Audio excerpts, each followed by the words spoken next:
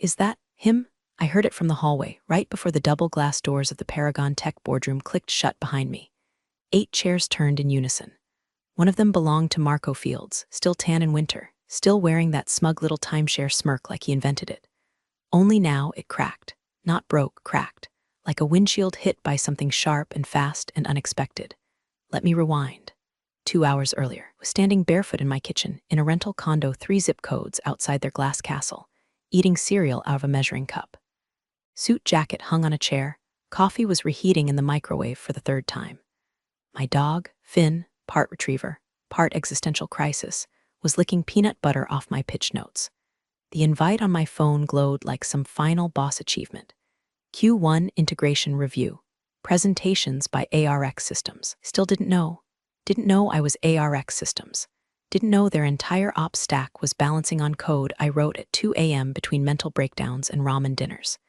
Didn't know the real reason their partner company had refused in-person meetings for 2 years. They thought I was just a tech vendor. Another faceless cog. God, how I smiled.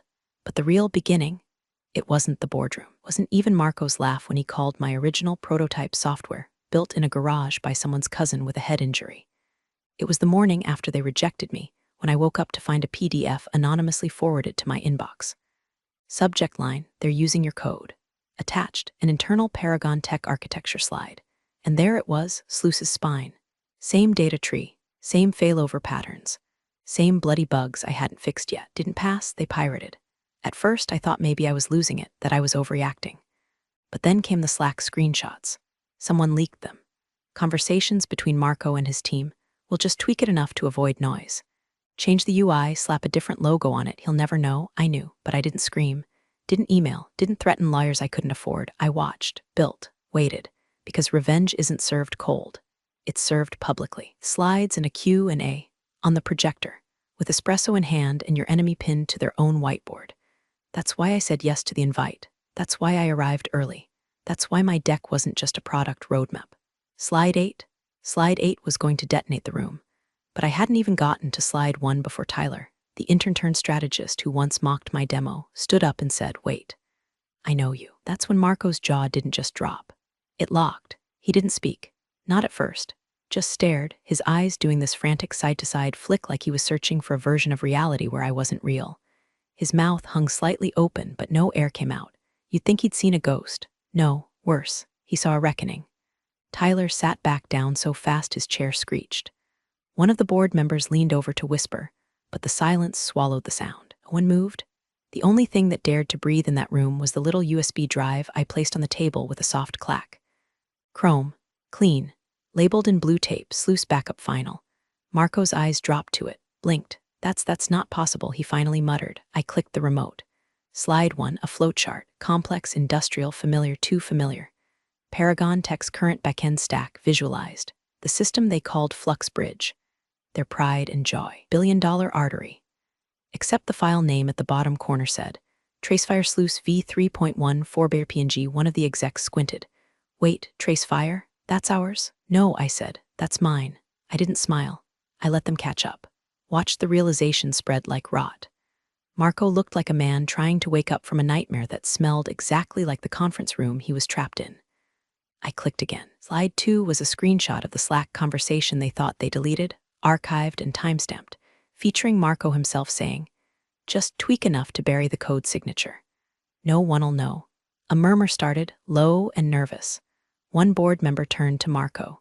"You said Flux Bridge was built in-house." He didn't respond. He couldn't, because slide 3 had already appeared. An animated comparison of the original Sluice functions next to their current Flux Bridge modules, line by line. Even the bugs were identical. Down to the typo in the error handler, receive data instead of receive. The CTO in the corner paled. Jesus, Marco, but it didn't stop there. Slide 4 showed their own licensing payments for the last 18 months, all routed through shell entities, ultimately traceable back to ARX Systems. Back to me. That's when the COO stood up. "Are you saying we've been paying the guy you told us was a joke?" "I'm saying," I said, stepping forward, "that this joke owns every line of code your company depends on, that every invoice you paid funded the very system you tried to bury. And now I'm here, not as your vendor, but as your compliance auditor, because your license is up for renewal." I paused. I don't think you can afford the price. Someone dropped their pen. The air pressure in the room changed. Marco's jaw finally closed, but only because he clenched it hard enough to crack a molar, and we were just getting started. I let the silence ferment. Let it settle in their overpriced suits like the scent of something rotten just discovered under the floorboards. Marco leaned forward, elbows on the table, knuckles white. Looked like a man cornered in a house he thought he built, only to realize the deed was never in his name. You're bluffing, he said finally, voice hoarse. You can't prove ownership. Click. Slide 5. Patent certificate. Filed under a small Wyoming LLC. Dates aligned perfectly. Registered code-based fingerprint. Even the notary's signature scanned in crisp detail. I watched his pupils contract. I've had legal ownership for 3 years, I said, tone flat. The shell company that licensed it to you? Legally mine. You've been paying me to use my software. Quietly, obediently. And now I slid over a manila folder with contracts printed, thick with options and clauses. Now we renegotiate. No way we're signing that, Tyler blurted, laughable in his bravado, like a chihuahua barking through a glass door. Oh, you will, I said, stepping closer to the screen. Because if you don't, slide 6 goes public. Click. Slide 6? A side-by-side of 2 data leaks, one minor, one catastrophic. The minor one, dated 2 years ago, was a warehouse inventory misfire. The catastrophic one? A still unreported payroll overwrite that temporarily duplicated bonuses to the wrong set of employees, both caused by the same lazy patch to my code, a patch they implemented without my approval. And here's the best part, I continued. When your auditors ask why these errors occurred, trace it to code modification after licensing, unauthorized tampering, that voids indemnity. Another board member sat back, rubbing his temple. You've basically got us by the throat, muttered the CFO. I shrugged. I'm not here for revenge. I'm here for clarity. That was a lie, but it sounded good enough for the record. Marco's voice dropped, icy now. What do you want? I want you to remember every time you laughed, every time you dismissed me, every time you stole, copied and spun it like your own. I leaned forward, almost whispering.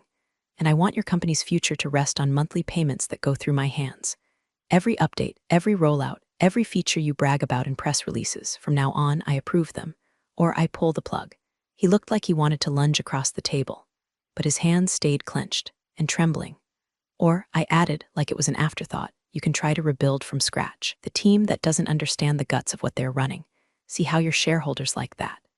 The CTO cleared his throat. There's no time to migrate. The integrations are too deep. We'd collapse within a quarter. Marco's voice dropped to a whisper.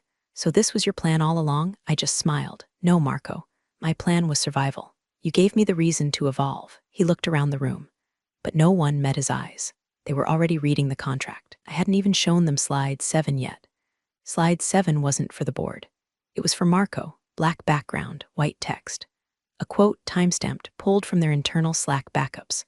Let the idiot starve. He'll be delivering DoorDash by June. Below it, a photo, cropped and enhanced, from the lobby camera the day I first pitched Sluice. I was holding my demo laptop, shoulders slumped, walking out as Tyler pointed at me through the glass, laughing. Nobody said a word. Marco's breathing changed. Shallow. He tried to compose his face, but the cracks were showing now. He looked older, smaller, like the mahogany walls of that boardroom were leaning in, mocking him the way he mocked me. Let me be very clear, I said, voice low and measured. You didn't just bet your company on my software. You bet it on me not finding out. You bet wrong. Tyler tried to break the tension with a laugh. Okay, but come on, man. Clearly won, right? Let's just all move forward, and did you just speak? I snapped, cutting him off so sharply it sucked the air out of the room. He froze. I stepped closer to his chair. I built this system during the worst years of my life. You mocked it, stole it, repurposed it. And you specifically thought it was funny to forward my pitch deck to your college group chat with the subject line cringe txt. I pulled my phone from my pocket. You like to read your own DMs out loud? He sank in his seat. I turned back to Marco. You've got a choice, I said. Sign the license at 4x the current rate with mandatory technical oversight by my engineers, or I walk out. And every operation under your umbrella, logistics, payroll, vendor integrations, turns into static. He opened his mouth to speak, but I raised a hand. Oh, and about the IPO you've been quietly prepping. I slid another document across the table. The one pending SEC review? You'll need to disclose your ongoing licensing dispute. Guess how the market reacts to that? One of the older board members, a woman named Heller, looked at Marco with open disgust. You brought this company to its knees with ego, she said. Sign the damn agreement. The room turned. Marco was a monument crumbling in slow motion, dust rising with each breath. Picked up the pen with fingers that looked arthritic from tension. He signed, once, twice, third signature, and it was done. I collected the folder, nodded at Heller, and turned to leave, but I stopped at the door. Oh, one last thing. I reached into my bag and pulled out a small, black plaque. I handed it to the assistant by the projector. She read it aloud, eyes wide. This boardroom runs on Sluice, property of ARX Systems. It was engraved. Found it wherever the camera angle's best, I said, walking out. The next time you do a press release about innovation, I want your followers to know who built your future. The door shut behind me, and for the first time in 5 years, the hallway didn't feel cold. I didn't check my phone until I was 3 blocks away. By then, the news was already breaking. Notifications flooded my screen like a dam burst. Paragon Tech had just finalized a $25 million investment round. Their stock was jumping, and the world outside that boardroom was all about the big play, except, of course, they didn't know that the big play was still being played on my terms. I sat at a red light, watching the busy downtown streets blur in front of me. People hurried, oblivious. Cars honked. Traffic signs blared the usual empty promises. All I could think about was the way Marco looked when he signed. I hadn't expected him to cave so quickly. But seeing him write his name on that dotted line, his final submission to the very thing he spent years undermining, there was something oddly satisfying about it. I didn't celebrate, not yet. I wasn't done yet. The deal was done, sure, but there were still loose ends. There were always loose ends. Back at the office, the phone was ringing. My assistant, Claire, picked up, and I could hear the hesitation in her voice.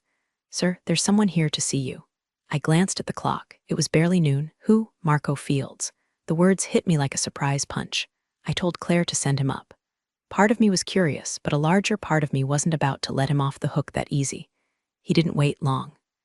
The door opened with the softest click, and Marco stepped inside, different from the arrogant CEO who had rejected my pitch years ago.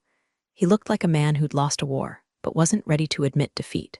"You wanted to see me?" His voice was hoarse, the kind of weariness that comes only after a long stretch of denial. "Sit down," I said, motioning to the chair across from me. I didn't stand up, didn't offer him a drink. This wasn't about hospitality. He took the chair, hands clasped together, leaning forward like he was bracing for impact. "What's next?" he asked, voice barely above a whisper. I studied him, watching the way he tried to mask his fear with the same tired bravado he'd worn in the boardroom. It was clear he still didn't get it.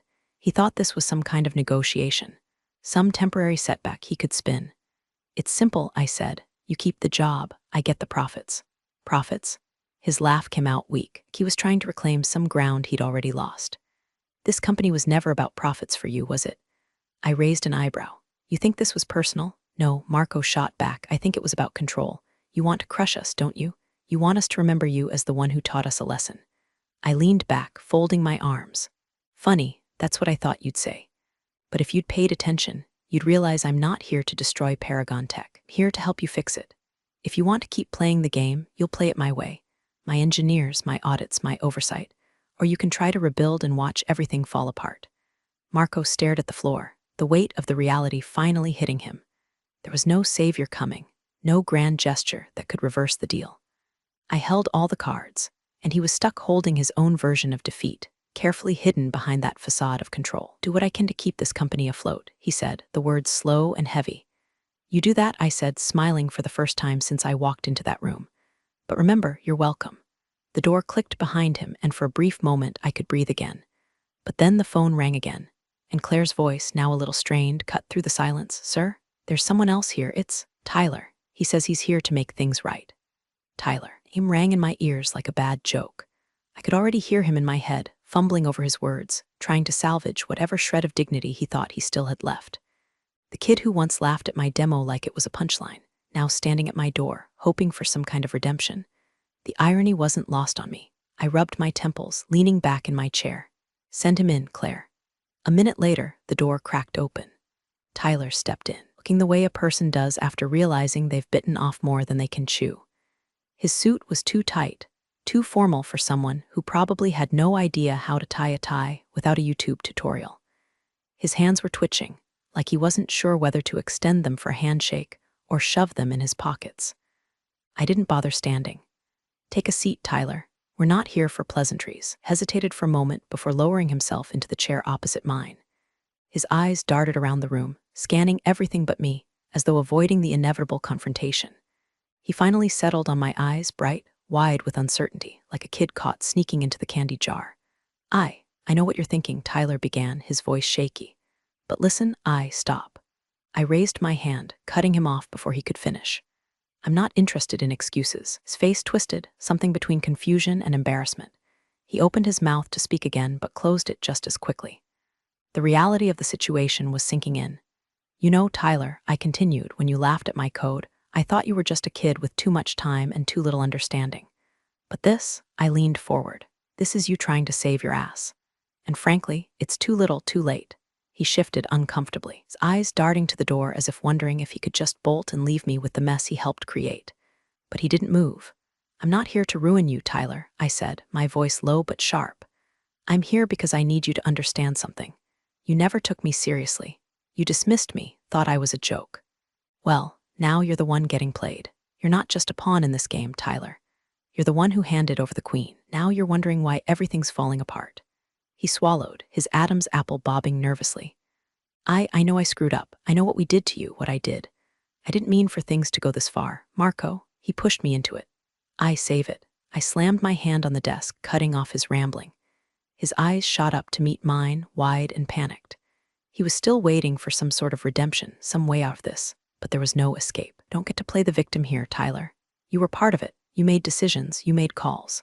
And now you're here begging for forgiveness like that somehow makes you innocent. It doesn't, and neither does your apology. I stood up, walking around the desk slowly. Every step I took seemed to weigh heavier than the last. Tyler didn't move. He just watched me, his face a mixture of fear and confusion, unable to understand the full scope of what he had done. Want redemption?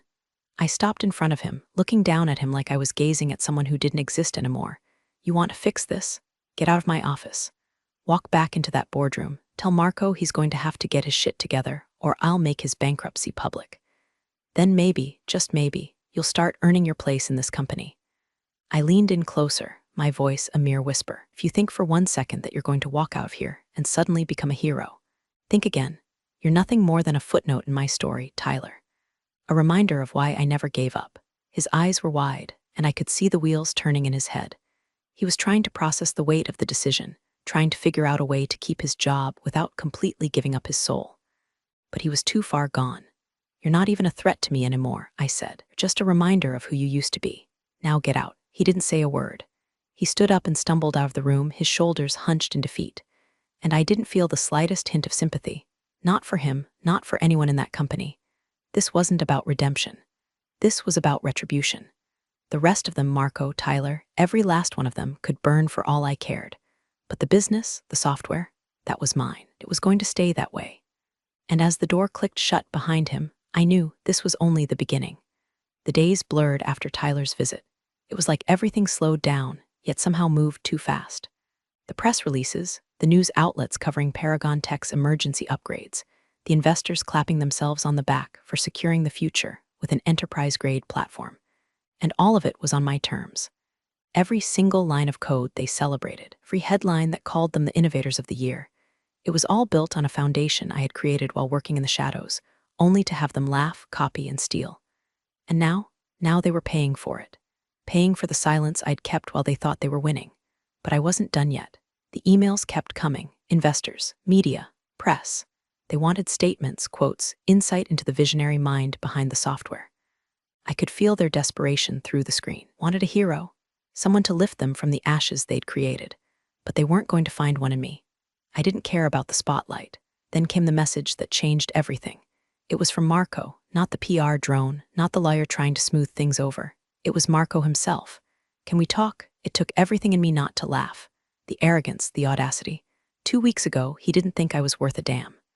Now, here he was, crawling back into my world like a rat scurrying to avoid the inevitable. I replied immediately.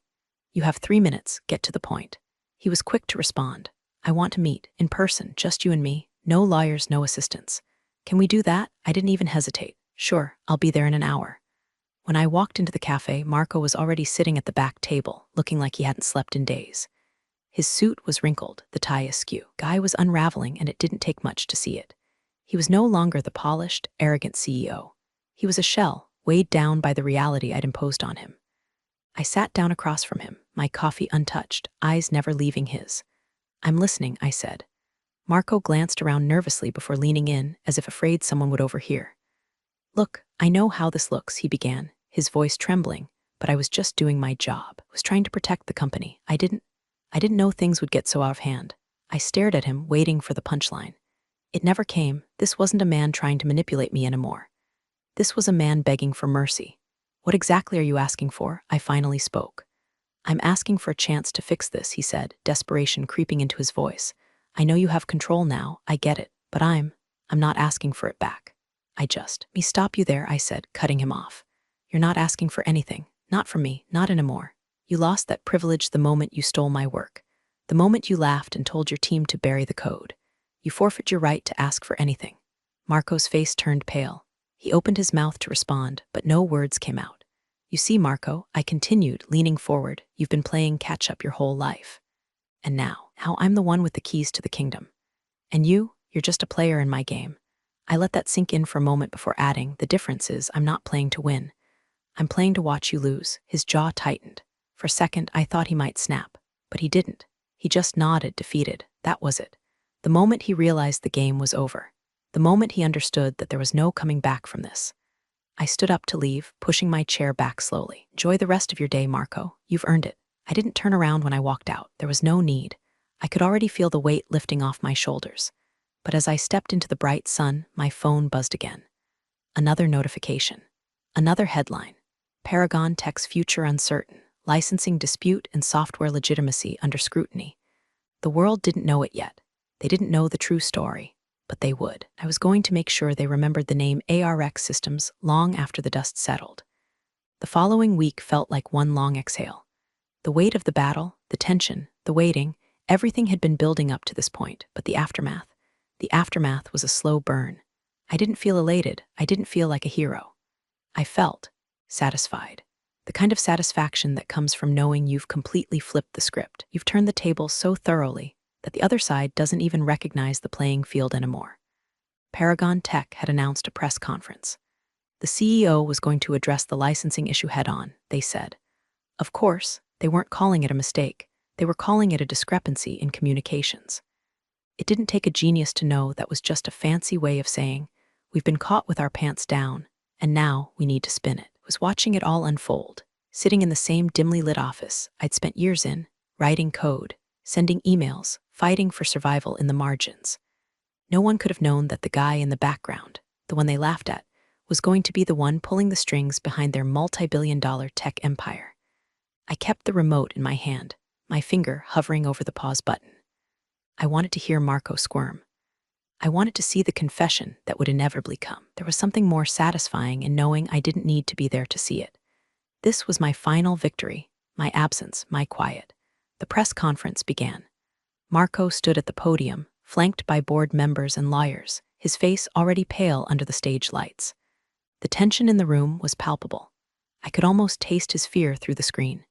He cleared his throat, looking at the reporters in front of him. "We're here today to address some recent discrepancies regarding our licensing practices." He trailed off for a moment, the words clearly difficult to get out. "We have come to terms with the fact that our reliance on an external vendor, one of our own internal systems, has led to certain misunderstandings." The reporters exchanged glances. There was no applause for him, just silence. Marco continued, his voice slightly shaking. "Are committed to resolving these issues with full transparency. And to that end, we've decided to increase our partnership with ARX Systems in a way that allows us to better integrate their technology into our future projects." I hit pause. That was it. The moment I knew they were in deeper than they could admit. It wasn't just about fixing their software problem anymore. It was about buying time, about keeping face, about pretending they could still be the company everyone thought they were. I didn't need to watch the rest. There was no real victory speech for me, no round of applause. But that didn't matter. What mattered was that the balance had shifted completely. They couldn't hide behind their marketing anymore. They couldn't pretend their enterprise solutions were anything more than a patchwork of stolen code. A week later, the contract for the new licensing deal was signed. RX Systems now owned 10% of Paragon Tech's core operations, and I wasn't just the guy they had to pay. I was the guy who held their future in his hands. Marco called once more, a final, desperate plea. He wanted to meet, he wanted to fix things, to reframe the narrative, to make it look like there was some sort of partnership. But I wasn't interested in partners. I was interested in control. I told him no. He hung up. It's like I knew he would. The game was over. They had lost. But the lesson, the real lesson, was never going to fade. Not for them, not for anyone watching. This wasn't just about business. It wasn't just about revenge. It was about survival. About knowing when to strike and when to walk away, leaving them in the dust. And when I finally stood up from my desk and walked out into the city, I didn't need to look back. I knew exactly where I was headed. To the top.